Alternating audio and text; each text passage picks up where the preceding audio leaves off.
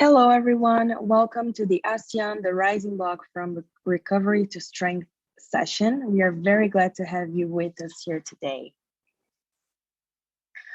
We would like to start by thanking our sponsors, JP Morgan, Credit Suisse, Ping An, Moody's ESG Solutions, Luxembourg Green Exchange, Citi, Refinitiv, BNP Paribas, IHS Markit, Alliance Bernstein, FSD Africa, Inter-American Development Bank, ICMA, Mizuho, IFC, and Ashurst.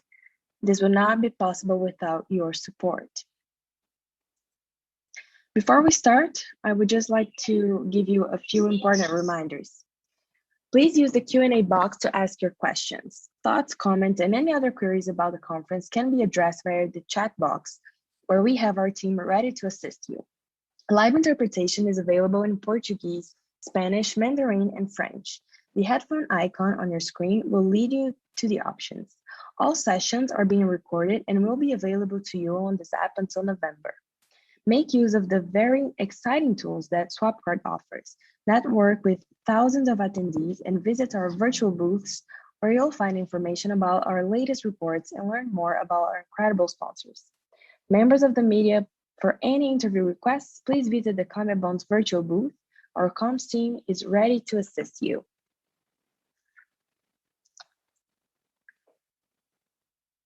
And now, Eugene Wong will present you our amazing speakers. Over to you, Eugene. Thank you very much, Lisa. I'd like to welcome everyone to this panel session. I'm Eugene Wong, the CEO of the Sustainable Finance Institute Asia, and I have the pleasure of moderating this session today, which is focused on the ASEAN region. ASEAN has 650 million people and a GDP of 9.5 trillion. It's the fifth largest economic bloc now, and it's set to become the fourth largest by 2050. ASEAN has always been working at creating a better future for itself and to play its part in the global sustainability agenda. With the pandemic, future-proofing has become even more critical. Being sustainability aligned is also important in staying relevant in the global economy and also supply chain. Future-proofing requires structural changes and investments, and this is where financing holds the key. ASEAN green, social, and sustainability issuances reached a record high of 12.1 billion in 2020, leading to a cumulative GSS issuance in ASEAN of $29 billion since 2016. The capital market regulators and central bankers have made their stance and responses to sustainability very clear to the public. ASEAN is working towards a regional taxonomy, and the capital market regulators and policymakers have developed and are implementing a roadmap for ASEAN sustainable capital markets, as well as a report for promoting sustainable finance in ASEAN. The central bankers and monetary authorities have also developed the agenda on sustainable banking. Indeed, the momentum has been gaining on sustainable finance at both the national and regional levels, and we see sustainable finance being used to address the fallout from the pandemic as well. ASEAN member states are diverse in both economic and social structures. And in this session, we'd like to explore how the regional and national sustainable finance agendas are being developed and syncing up, as well as the impact on the real economy and how the different actors are addressing this agenda. Along the way, we also want to get some thought leadership on how sustainability can be driven through the financial markets in this important region. I'm honored to introduce our esteemed panelists for today.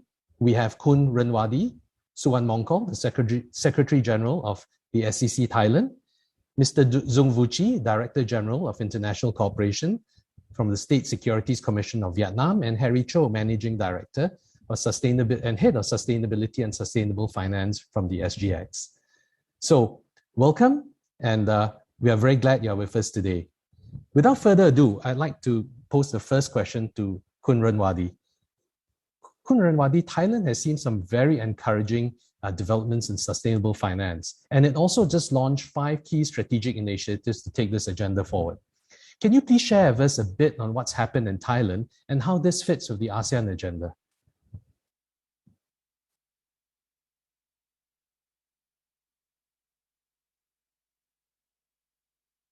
Khun Ruenvadee, you're on mute.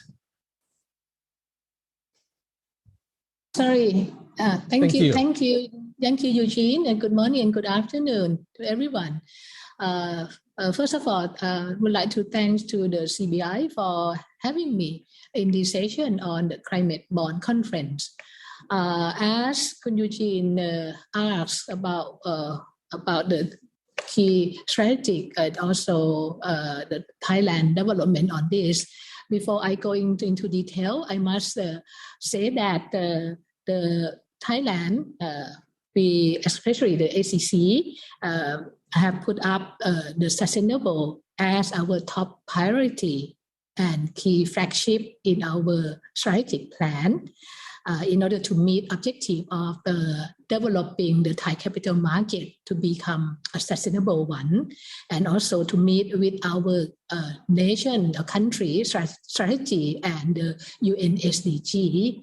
When Eugene talking about the key strategic initiative, I must say that as everyone fully aware that the financial sector, including the capital market, has played a crucial role in mobilizing funds to promote sustainability practices in the country.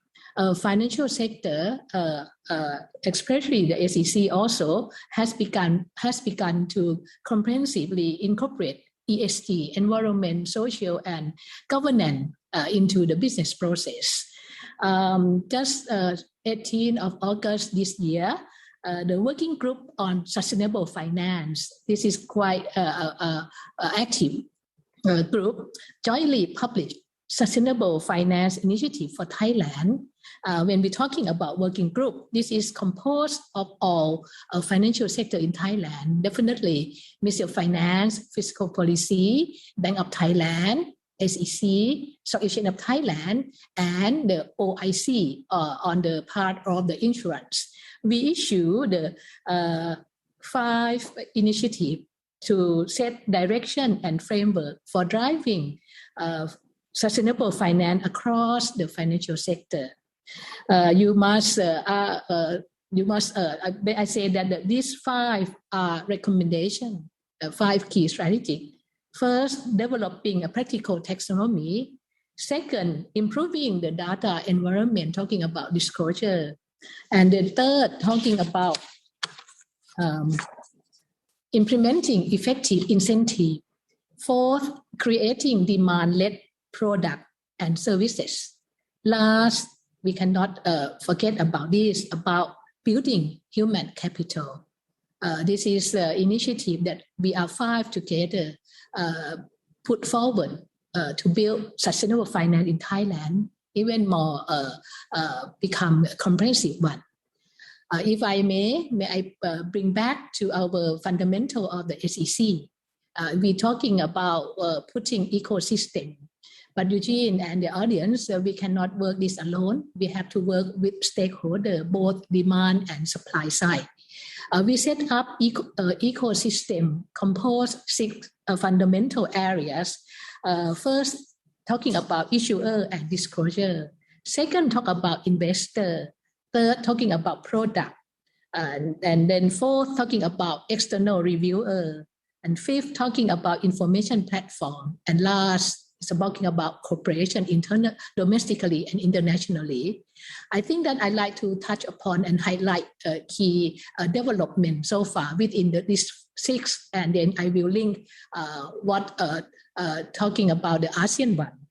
When we're talking about the disclosure, this is quite accomplished for us. By early next year, we would require all listed company, large and mid-sized, talking about 700 plus of the Stock Exchange of Thailand, need to require to disclose sustainability information in their business reporting. We call one report. This will include carbon emission and human rights issue. I think that we quite accomplished by having all listed company to comply with this, and we have early adoption, almost 164 companies already. And talking about investor, institutional one, we are having most of the all 75 institutional investor already, and they have asset under management about 326 billion USD. And then this in the investment governance code. And talking about product, we are pleased to say to tell you that it's very quite active within the last 2 years. We have seen the trend, promising one of ESG bond. Right now for Thailand, the total ESG bond has reached about 6.5 billion USD. And with this, we are pleased to say that for Thailand, we issue the first sovereign sustainability bond. This is, must say, first of its kind. The proceeds will be allocated to the mass transit project and also the COVID-19 relief package. And then it's already displayed on the Luxembourg Green Exchange. Also, if we look at it into the bank, we have Bank Agriculture and Agriculture Cooperative issue green bond, and National Housing Authority issue the social bond. This is a thing that we are quite pleased to see that the banks and then also the business, they are very active in issuing this kind of product. For local reviewer, we also have one in place already under the climate bond initiative and become the first local reviewer TRIS rating in Thailand.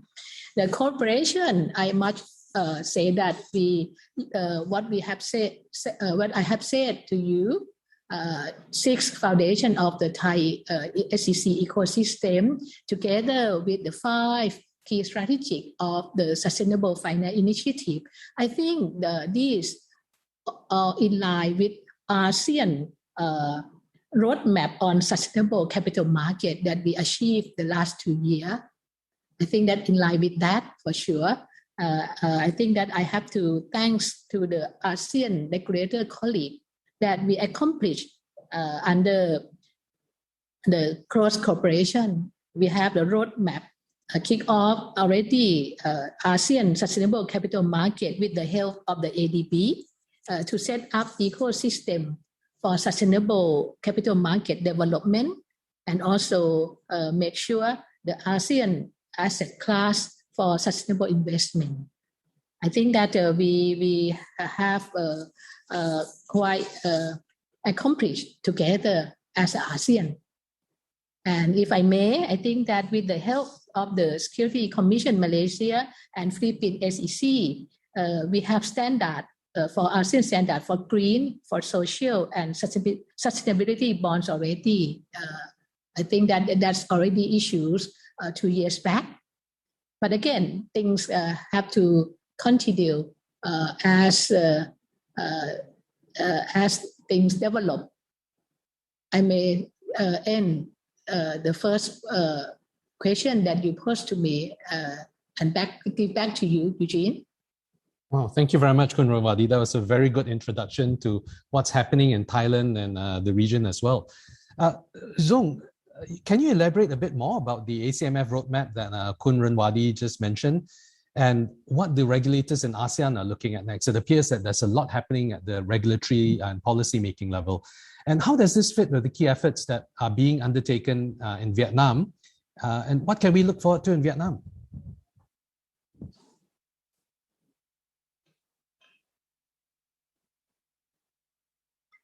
I think you're on mute, Vuchi. Can you hear me now? Yes, thank you. We can. Okay, thank you very much. Very good afternoon from Vietnam. And continuing the discussion of Khun Ruenvadee about the ASEAN, and I have to be back to the previous time for the ASEAN is the first ASEAN action plan in 2016 to 2020. Such the concerns have become more prominent and was incorporated into the action plan accordingly. And this is a result to the inclusion of sustainability into our ASEAN objective to enhance and to facilitate the growth and connectivity. So this is the reason why the ASEAN roadmap for ASEAN sustainable capital markets was developed. So in supporting ASEAN Sustainable Development Agenda for the next 5 years, the roadmap is built around 4 key priorities areas containing 15 recommendations. And we are sure that this is a living document. The roadmap is designed to take the recognitions of rapid changes to the sustainable financing landscape in ASEAN and accord flexibility to reflect new ideas in ASEAN and also coming from the industry and investors. And also, the action is real. Given the tangible effects of climate change and social concerns, and 6 short to medium-term focus areas have also been identified in this the roadmap. So I can mention and you can name it here. So the first one is to promote the corporate sustainability disclosures. It's a very key issue. The second one is to promote institutional investor disclosures. The third one is to develop the sustainable and responsible fund standards. Number 4 is to improve the market access for sustainable products. Number 5 is promote the knowledge transfer. And the last one is to coordinate efforts with public and financial sectors. So it means that we work not only for the regulators, but also for the industries and for the whole ASEAN investors and non-ASEAN investors. So as you may know that the 2021 to 2025, the action plan follows the roadmap and also in the connection with the action plan 2016 to 2020. So these actions are intended to benefit the whole capital markets ecosystem, and the development of the current plan involves several rounds and meetings with the stakeholders and with the stakeholder engagement. So we listen and understand the views and exploring the priorities and obtaining feedbacks from the market to develop the action plan to reflect the ASEAN capital market roadmap. So in these the objectives of the action plan of the period 21 to 25, so there are 3 key objectives here. Number 1 is to foster growth and recovery with sustainability. Number 2 is to promote and sustain inclusiveness. And number 3 is to strengthen and maintain orderliness and resilience. So these are the key objectives to implement the roadmap, and also to make sure that the ASEAN 10 member states going with the same objectives, whether it is as a national level or regional level. And we also, within ASEAN 10 regulators, we identify 5 key priorities to support these objectives under the action plan 2021 to 2025 to satisfy the roadmap. The number 1 is driving higher levels of transparency and disclosure. Number 2 is continuing with regulatory harmonization. It's very important. And we'll talk later when we talk about the taxonomy. Number 3 is intensifying capacity building. Number 4 is amplifying communication and awareness building. And the last one is to strengthen cooperation and coordination. So this is not the only achievement that the ASEAN and ASEAN in particular have gained. Actually, these are the things we developed with the experience we learned from the previous achievements. Look back to the some years before, March 2017, ASEAN and ICMA introduced ASEAN Green Bond Standards, which one of the ASEAN key initiatives under the ASEAN Action Plan 2016 to 2020. So this is the very feasible and visible outcomes of our 10 members to implement the action plan. March 2018, ASEAN will have the first roundtable on ASEAN Green Bond Standards. And we noted that this is first sukuk in ASEAN issued in Indonesia level with ASEAN Green Bond Standards. So we have standards and we have also issuers labeling with ASEAN standards. And October 2018, ASEAN launched social and sustainability bond standards. So this remarked the completion of the set of all standards to accelerate the development of sustainable finance in the region. And then the roadmap for ASEAN sustainable capital markets came out based on the experience, based on the demand of the market, and based on the researches and also the requirements from other regulators. And the roadmap then in April 2019 was acknowledged by ASEAN financial ministers. You see this commitment from capital market regulators to financial minister for the regional sustainability. And then December 2020, we endorsed the key priorities for the action plan for 21 to 25, as I mentioned before. And the action plan was endorsed by ASEAN chairs in March 2021. This quite recent. So this is for the capital market, and we also observed that in the ASEAN Central Banks Agenda, they also developed the sustainable banking. And ASEAN Working Group on Capital Market Development also have a report on the promotion of sustainable finance in ASEAN. So these are the achievements we gained, and also some experience that we learned from developing these action plan and roadmap. It's very much contributing to the future taxonomy for ASEAN. And now coming back to Vietnam, for the disclosure, the SSC of Vietnam introduced the requirements of the ESG disclosures 4 years ago, and the latest revision of the decree and circular, we also require the further disclosures of the ESG for the public companies, and also encourage the public companies to disclose the admission of the disclosure. And very first time in Vietnam that the law on environmental protection 2020 will take effect on the 1st of January 2022.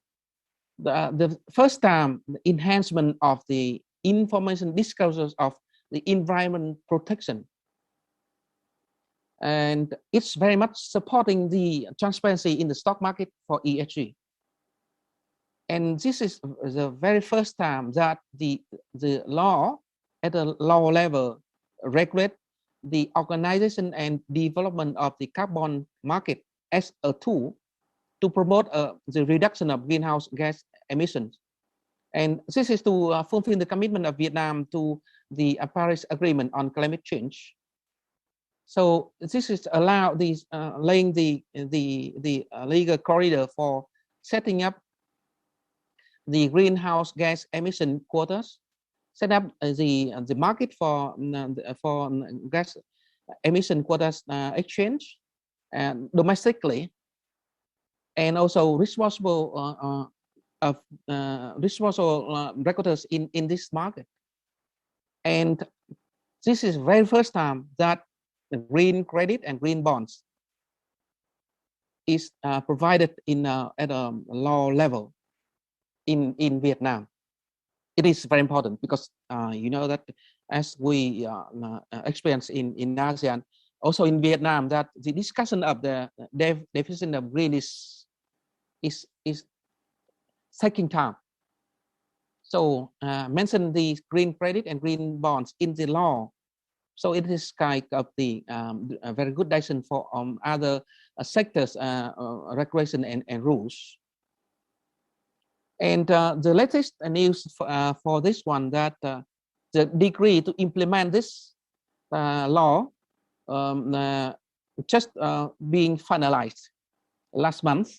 So I think a week before. So in this one, it mentioned the roadmap for green credit implementation. It mentioned the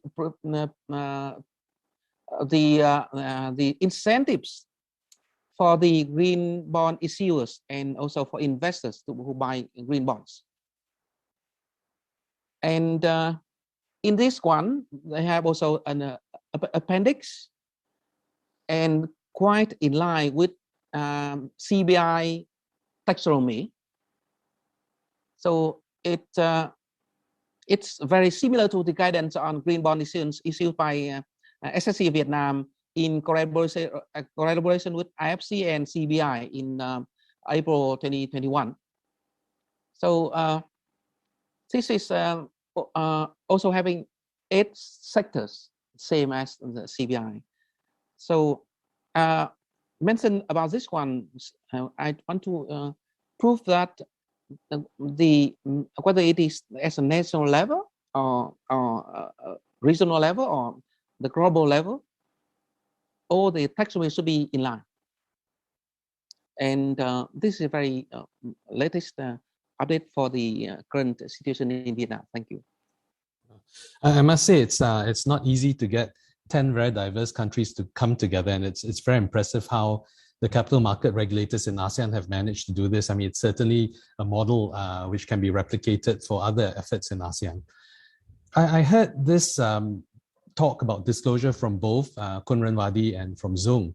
And it's very interesting because at the same time, I know, Harry, that the SGX has just released a consultation paper on climate and diversity, as well as for a common set of ESG metrics. Exchanges actually play a very big role in helping create trusted avenues to orient capital towards sustainability. How has the market been developing, and who are the stakeholders we need to get round the table to accelerate this effort? What were some of the SGX's efforts, and what's the direction exchanges regionally are heading to? Thank you so much, Eugene. Wow, that's a few questions there. So let me try to unpack them one by one. Yes, indeed, we have just recently released a public consultation in further fortifying the mandatory disclosure standards for listed companies listed on SGX. Indeed, the core components were making TCFD mandatory with a potential roadmap for that. And board diversity, there's consultation around that, among others, as well as a common set of core ESG metrics that we wanted the market to come back to us on to see whether, having done the mapping, having done the homework, which are the core metrics that come up over and over again across the most important international sustainability reporting standards. And that's really to help guide the companies on what are some most material factors to be reporting on. But more broadly, it might be just worth highlighting before I go delve into the market, just a little bit of background on SGX's focus. So first of all, indeed, we are an exchange, but we have more than just equity. So we've got equity, we've got fixed income, we've got commodities, FX, data services, co-location, connectivity business, as well as indices. So it's a pretty broad set of financial asset classes where we're trying to help embed ESG and sustainability into these instruments together with the market. So number one, there's a breadth of activities on the SGX, the exchange. Secondly, we as an exchange, SGX does wear multiple hats. So of course, on the one hand, we are a regulator, hence the public consultation going out, and we do, together with MAS, govern the disclosure regulations for publicly listed companies. But on the other side of the Chinese wall is the business side, right? So all of the asset classes that I just mentioned, they are business lines for an exchange. So, those are two key hats. And of course, we're a listed company ourselves. So, that's a third hat. Now, in trying to move the markets, then of course, an exchange is at the center of the ecosystem together with some of the other key stakeholders. So, who are some of the key stakeholders around the table who are moving the sustainable capital markets and sustainable trading and markets overall? Of course, on one hand, there are companies from across the different sectors. So real economy companies, financial institutions. And second bucket would be then indeed the investors community. And we talk about this thing called network effect. So there are certain leverage points in between. And some of them are brokers, for example, the equity analysts who write about companies that investors listen to. And then fourthly, there's also media, right? So it's these are all key stakeholders who have a role to play in proliferating a credible, sustainable, and transition markets in Asia. So number one, a key thing we've been working on is we realize, so myself, having been wearing sustainability hat for quite some time, I sometimes fall into this view that the whole world is talking about sustainability, but still, I come across time and time again, people will say, wow, sustainability, that is such a new sector, that's such a new, new frontier. And so it reminds us time and time again, the capacity building angle, educating angle of these key target stakeholders are extremely important. And when we think about what is that key sustainable change that needs to happen, inevitably the topic of the day today is climate action and decarbonization. So then how do you help drive a credible decarbonization? So indeed, part of that does go down to capacity building, part of that goes down to guidance. So for example, we issued a white paper called Credible Decarbonization and Transition for Corporates in Asia, right? It's a guide that quite holistically covers, for example, science that's linked to carbon mitigation hierarchies, to how that links to responsible usage of carbon credits, for example, and linking that to taxonomy and the financing instruments that companies can actually utilize in a credible manner in order to undertake that real emission reduction, decarbonization pathways that they must go on. So, transition, then, helping companies to actually do that. On the other hand, then there are the investors, the financial institutions community who are also on the same journey. So what role can we play in the middle to help that come together, right? And there's no right or wrong answer for it today, because these are sort of cutting edge discussions that's ongoing. And then, of course, there's the discussion of standards. So, being at the heart of, in many ways, disclosure that happens. There are disclosure standards that's evolving very fast. And then there's taxonomies, which are predominantly today focusing on climate change, mitigation and adaptation, although of course there's further proliferation into some of the other environmental objectives and even social taxonomy as well. But how can we work together with these key ecosystem players? It goes without saying, we have to work very closely with all the regulators too on these type of topics. So how can we help the adoption and support and credible standards to be adopted in the market? So that data and disclosure piece, how to make it easier for companies to actually disclose, how to utilize technology smartly so that it's easier to scrape, and then how do you validate those scrape data, and how do you allow that to actually be an easy output for the end users, whether that be investors or data companies, data service providers, etc. These are some of the key dilemmas that we as an exchange are working on today. And I may just add that indeed, we're not alone. We're not the only exchange in Asia Pacific or the world even that's dealing with the same dilemma. So we have been consistently and constantly in dialogue with the other exchanges as well to ensure that there is minimum friction in the difference of standards. And even amongst the ASEAN exchanges, there are specific work streams that's ongoing today in order to look at if not full harmonization, at least then clear comparison of the different disclosure regimes within ASEAN. Perhaps I'll pause there for you, Eugene. Oh, thank you very much. You managed to unpack everything very well. Everyone's mentioned taxonomy, and I can't avoid this elephant in the room. We know that the ASEAN taxonomy is coming out. I was just wondering, Kun Ruenvadee, how do you see this ASEAN taxonomy complementing a Thai effort, a Thai taxonomy? And apart from a common taxonomy, what else do you see as critical elements for ASEAN's sustainability journey?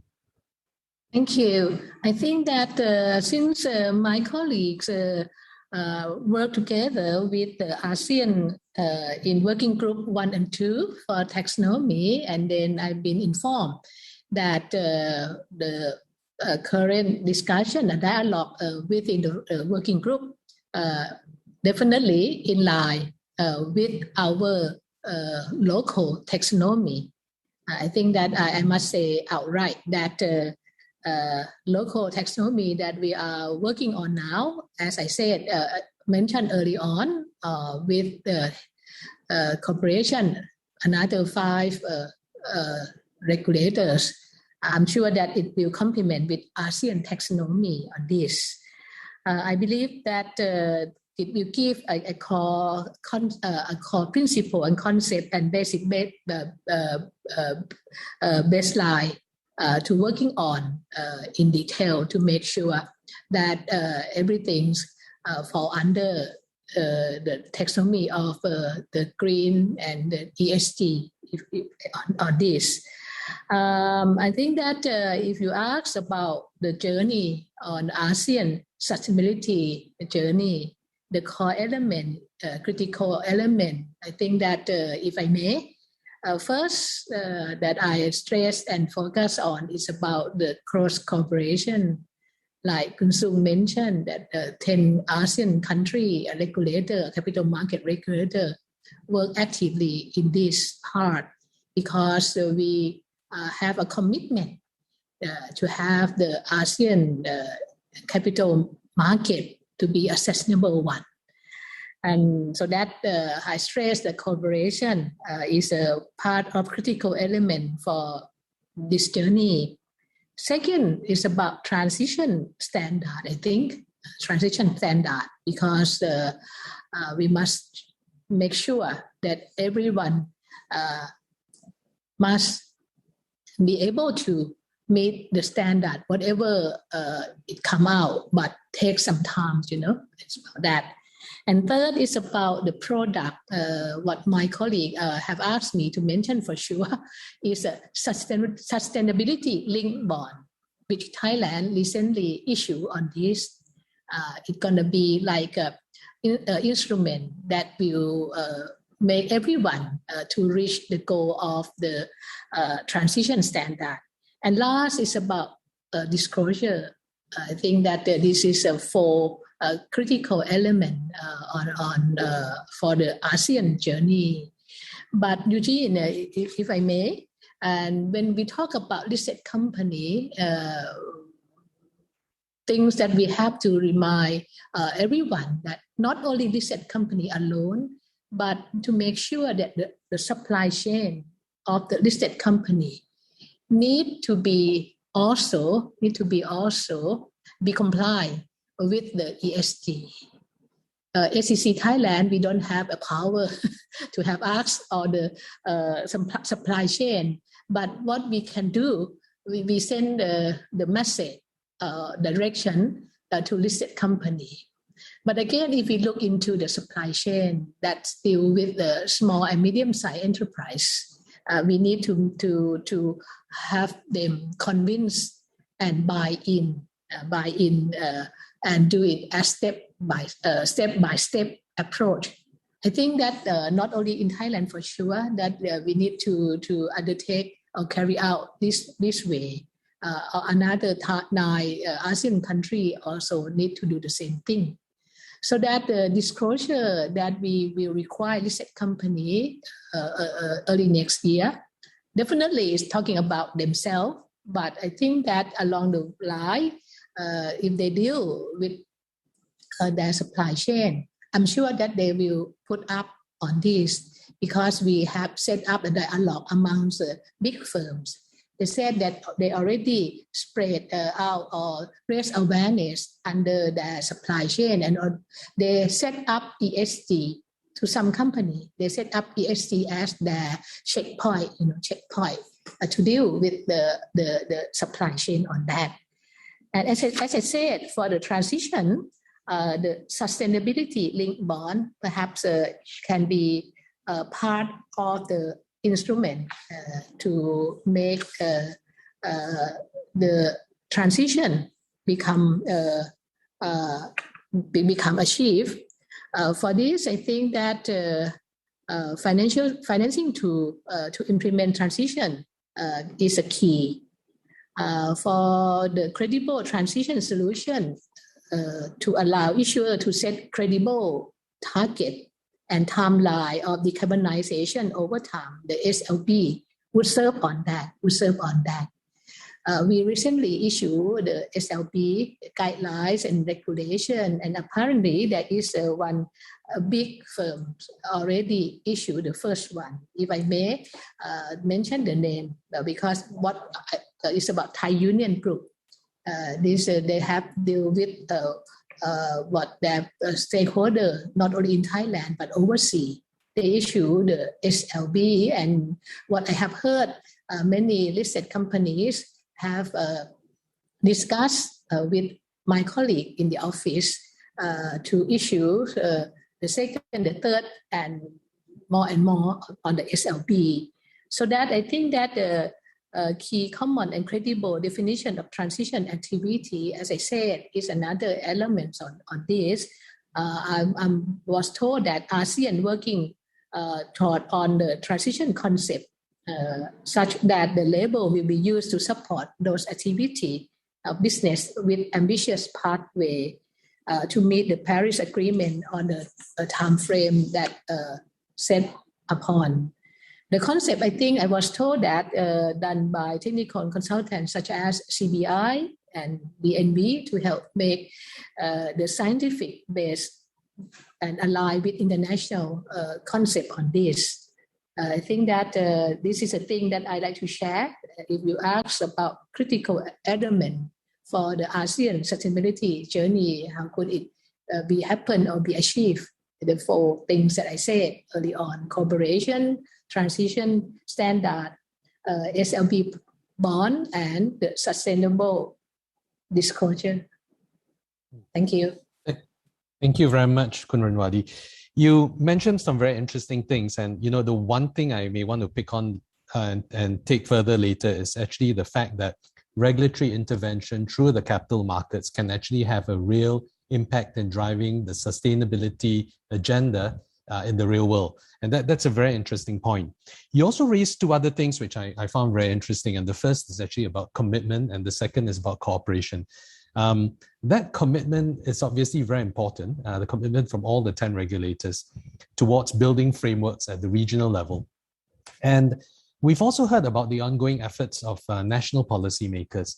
So I'm just wondering, Vuchi, whether you can share with us a bit about your views on how these regional frameworks can address the unique needs of member states as a group, but have national relevance. And what are the challenges of building regional frameworks?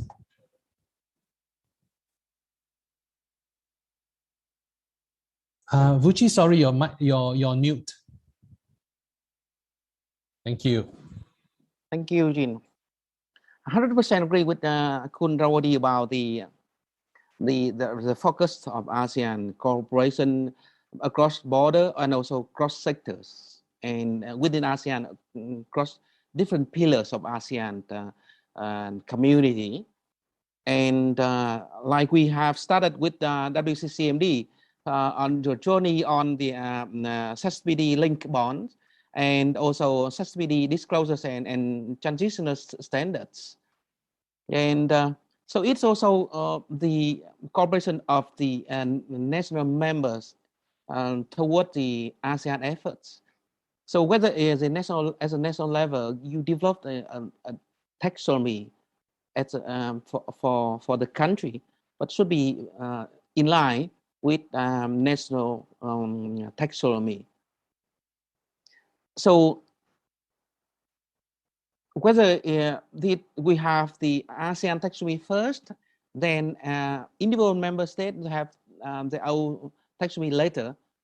So if we have ASEAN taxonomy first, then it is a template for the national taxonomy to work on and to make it align.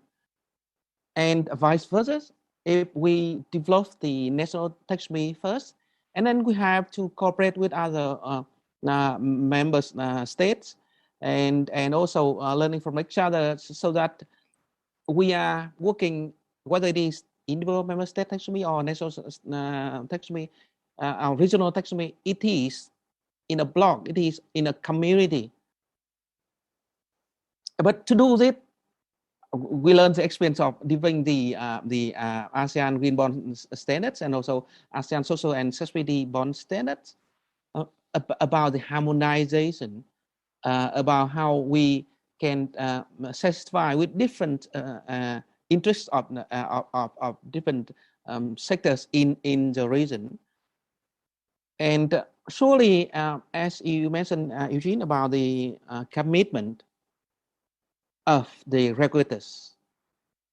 So we, in the action plan of 2021 to 2025, we have the key priorities and objectives, and we also have work streams. It is the work streams set first in the action plan is the corporate sustainability disclosures and common sustainable finance taxonomy and transition standards and sustainable responsible fund standards.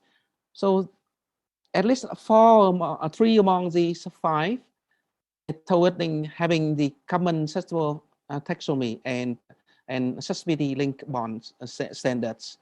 We learned the experience of having sustainable bonds and green and social bond standards development. So we have been talking about the difference of level of economic difference among members, and we also discussed about the trade-off between the development and green and sustainability. So we also come to agreement that we have to commit to do something for the ASEAN as an asset class, whether we do first at a national level or we do first at a regional level.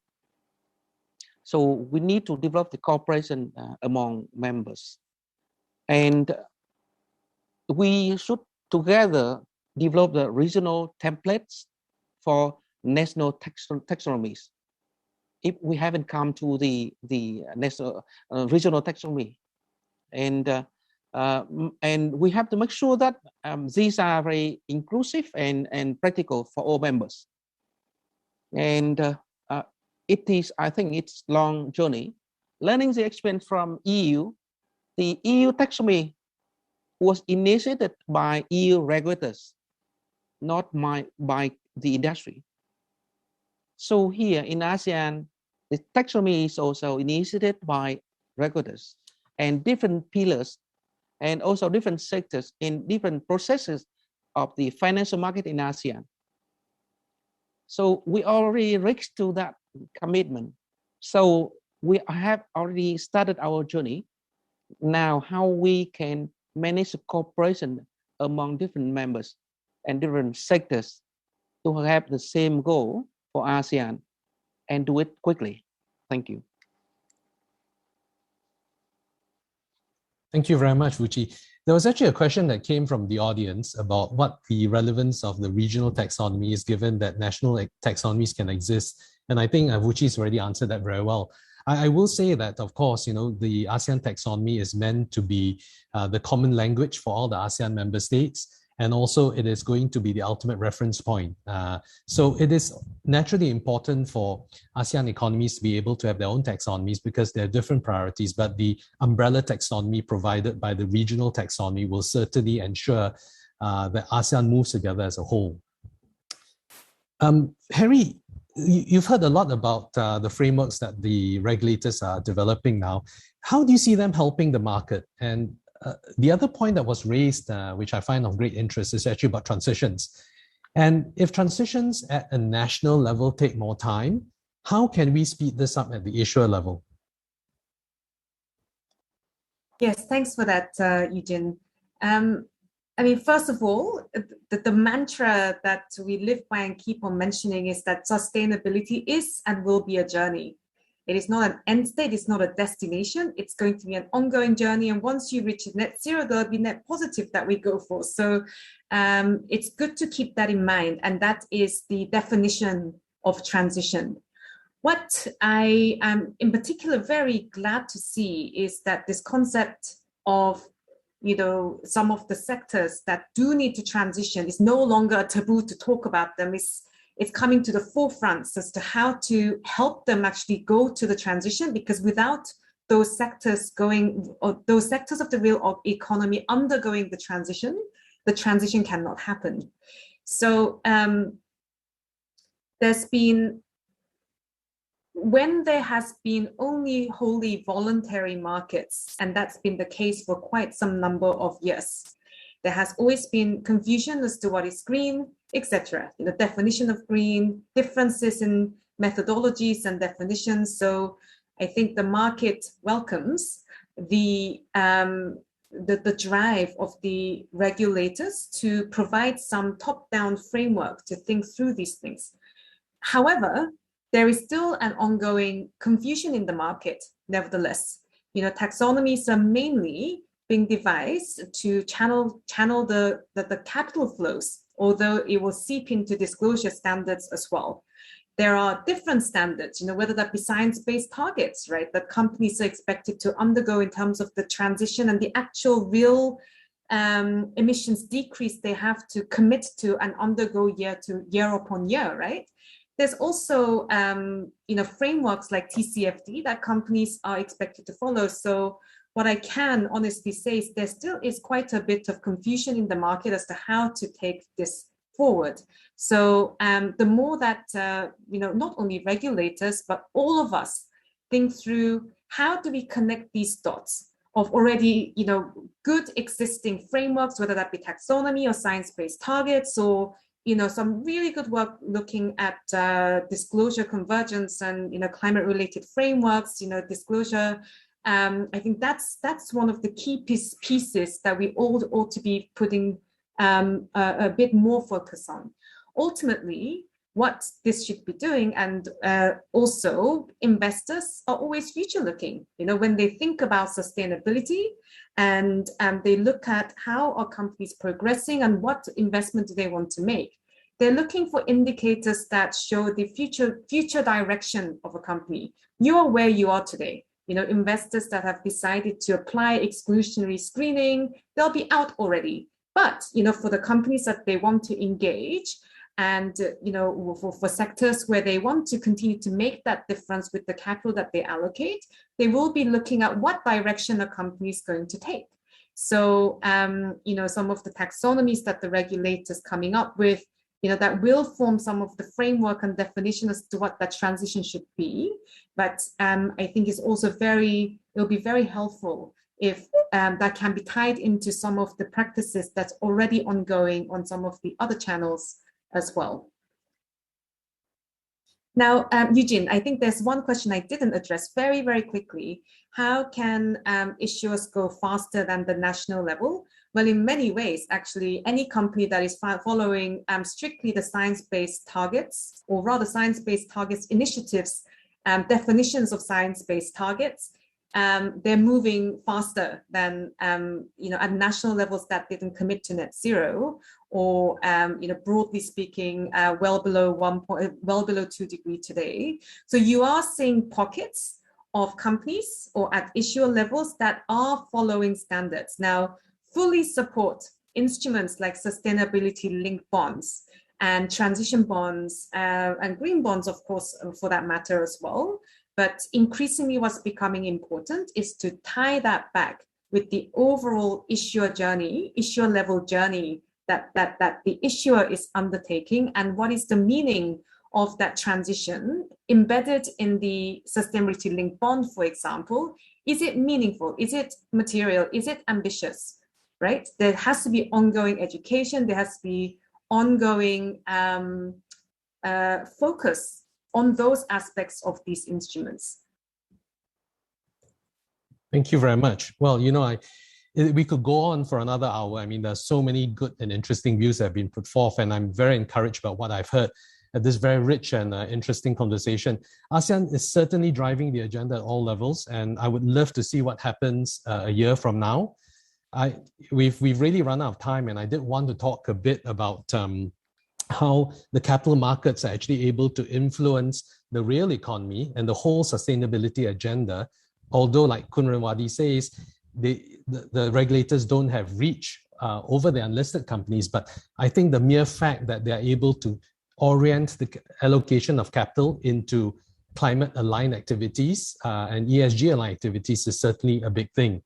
I'd like to thank the panel for sharing their views and experiences with us. It was a wonderful session, and I'd like to thank the audience for joining us. So we've run out of time, and again, if you do have anything you want to ask, I'm sure you can contact the organizers and they can put you on to the panelists. Thank you very much, Ruenvadee, Harry, Vuchi. It was a fantastic panel. Thank you again.